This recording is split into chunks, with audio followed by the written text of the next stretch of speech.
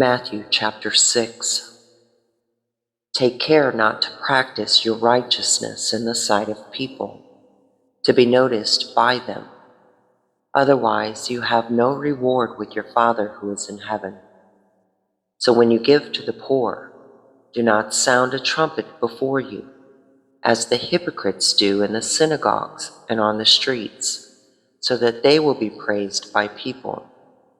Truly, I say to you, they have their reward in full. But when you give to the poor, do not let your left hand know what your right hand is doing, so that your charitable giving will be in secret, and your Father who sees what is done in secret will reward you.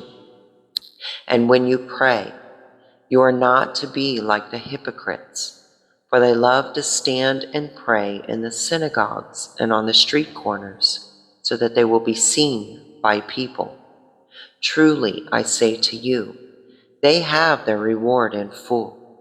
But as for you, when you pray, go into your inner room, close your door, and pray to your Father who is in secret. And your Father who sees what is done in secret will reward you. And when you are praying, do not use thoughtless repetition as the Gentiles do, for they think they will be heard because of their many words. So do not be like them, for your Father knows what you need before you ask Him.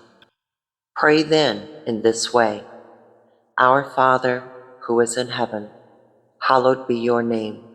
Your kingdom come, your will be done on earth as it is in heaven.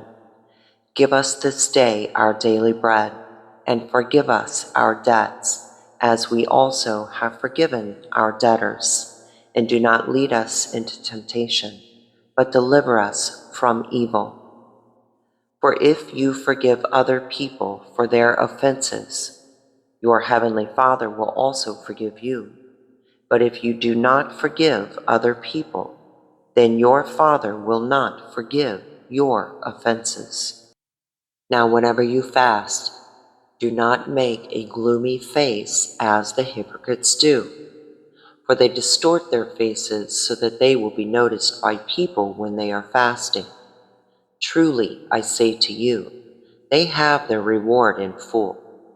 But as for you, when you fast, anoint your head and wash your face, so that your fasting will not be noticed by people, but by your Father who is in secret.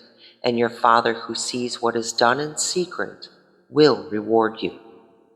Do not store up for yourselves treasures on earth, where moth and rust destroy, and where thieves break in and steal.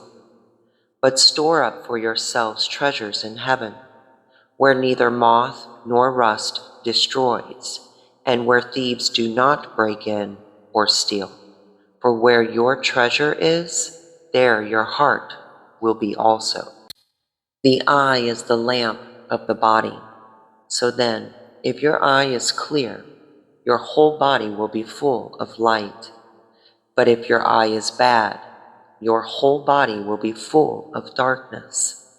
So if the light that is in you is darkness, how great is that darkness? No one can serve two masters, for either he will hate the one and love the other, or he will be devoted to one and despise the other. You cannot serve God and wealth. For this reason I say to you, do not be worried about your life as to what you will eat or what you will drink, nor for your body as to what you will put on. Is life not more than food, and the body more than clothing? Look at the birds of the sky, that they do not sow, nor reap, nor gather crops into barns, and yet your heavenly Father feeds them. Are you not much more important than they? And which of you by worrying can add a single day to his lifespan? And why are you worried about clothing? Notice how the lilies of the field grow. They do not labor, nor do they spin thread for cloth. Yet I say to you that not even Solomon in all his glory clothed himself like one of these. But if God so clothes the grass of the field, which is alive today and tomorrow is thrown into the furnace, will he not much more clothe you, you of little faith? Do not worry then, saying, what are we to eat? Or what are we to drink? Or what are we to wear for clothing? For the Gentiles eagerly seek all these things. For your heavenly Father knows that you need all these things.